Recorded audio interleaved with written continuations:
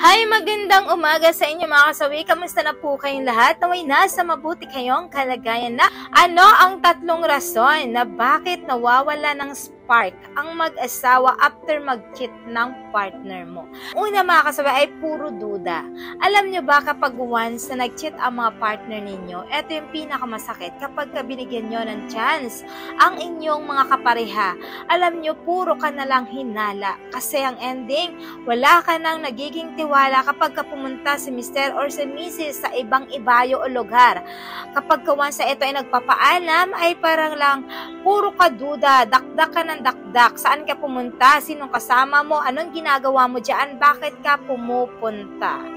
Kasi yung utak mo ay hindi na mapapalagay. Kaya kapag ending, nagkakaroon ng second chance ang mag-asawa or mag-jowa, alam nyo ba, parang useless na rin ito. Kasi nawawala na sila ng gana, nawawala na ng spark or kilig ang mag-asawa or mag-jowa kapag once na natatanggap nila ito na galing sa cheating ang kanilang mga kapareha, mga kasawi.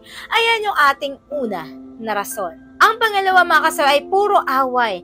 Alam nyo ba, nangyayari talaga ito kapag once na ang asawa ninyo ay nag-cheating tapos pinapatawad mo. Ang gulo nito ang sitwasyon na ganito mga kasawi kasi syempre uwi yung asawa mo, late lang ito umuwi. For example, 5:30 yung kanyang uwian, umuwi ito ng 6:30 sa inyo. Nako po, riot, gulo na talaga ito ng di hamak. Kasi syempre, aawayin mo, sino ang kasama mo? Siguro, kadate mo na naman yung babaeng yun, siguro kadate mo naman yung lalaking yun, hanggang sa hantong na talaga na gulong-gulo ka na. Puro ingay na lang yung naririnig nyo na mag-asawa kasi nga, hindi mo naman masisi ang isang tao kapag once na nag-cheat ang isang kapareha mo. Lalo kapag andito pa yung stage na nag-heal pa lang ang isang kapareha, ay talagang minsan nagiging kasalanan pa ng asawa mo kapag ka nag-cheat yung asawa mo. Alam niyo ba kung bakit? Siyempre ikaw na niloko ka, nag-iisip ka sa asawa mo na ay, bakit pag ganitong oras ka lang umuwi? O, diba? Siyempre, ang lalaki naman or babae, magdidepende sa sarili niya. Bakit? Ano bang problema mo? Sabi niya gano'n, di ba?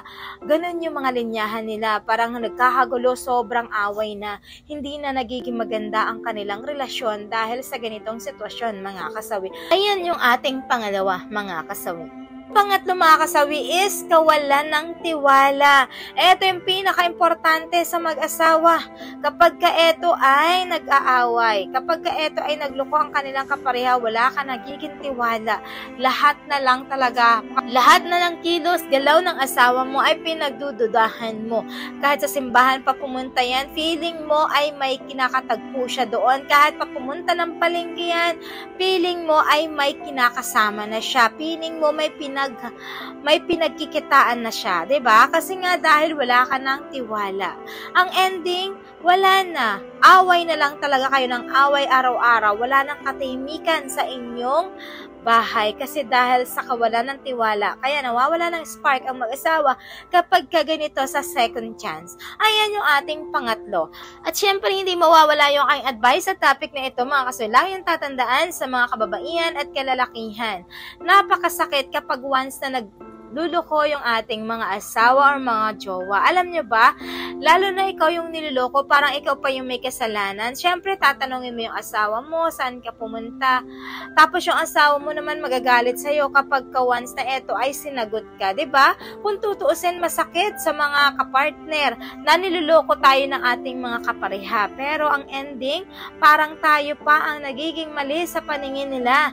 Kasi nga, pag tinanong mo, magagalit siya. Hindi mo na alam kung saan ka lulugar. Yun bang tinatanong mo lang, sa kanya na ay iba na yung iniisip niya. Kaya hindi na kayo nagkakaroon ng katahimikan kapag kayo ay nagsasama sa loob ng isang bahay. Kaya kadalasan, kapag ka nag-second chance sa pagsama ng mag-asawa, ay talagang wala na itong spark. Kasi puro pagdududa na lang ang nasa sa loob nyo parehas, mga kasawi.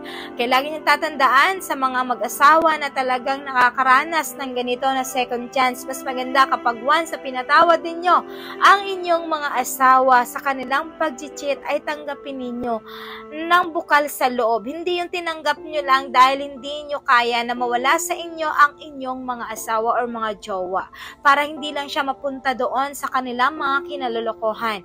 Kaya kapag once na tinanggap mo ito, kailangan yung heal ka na, yung kaya mo nang tanggapin at talagang nag-uumpisa na ulit kayong dalawa sa umpisa na parang walang nangyari, para naman hindi magkakaroon ng pag-aaway at gulo sa iloob ng inyong tahanan. Yan yung pinaka-importante na dapat nyong gawin para hindi na maramdaman ng bawat isa na nagkakasakitan kayo nang dahil sa ganitong sitwasyon, mga kasawi. Yun lang po mga kasawi yung aking advice. Maraming salamat sa patuloy na pagsuporta niyo sa akin, sa walang sawang pag-share at pag-comment. Sa mga hindi pa po nakapag-subscribe, pwede na kayo mag-subscribe, pwede na rin kayo mag-follow para updated kayo sa topic ko araw-araw. Magandang umaga mga kasawi. Mahal kayo ng inyong advisor.